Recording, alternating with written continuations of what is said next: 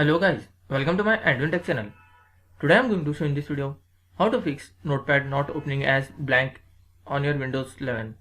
So before going to start the video, if you are not subscribed my channel, please subscribe. So let's start the video.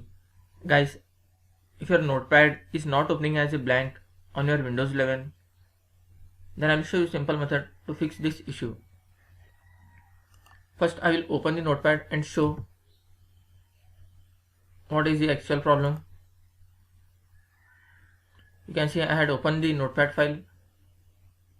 It is not opening as a blank. It is showing last previous closed file. So for that you just need to click on this gear icon, setting. In last you can see when Notepad starts. You just need to click on this drop down menu. Click on this drop down menu.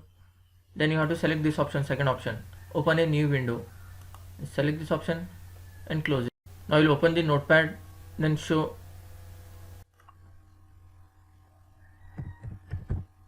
Just open the Notepad. You can see now it's opening as a blank document. That's it guys. So in this way you can fix Notepad not opening as a blank on your Windows 11. Thanks for watching. Hope if you like this video, please like, share and don't forget to subscribe.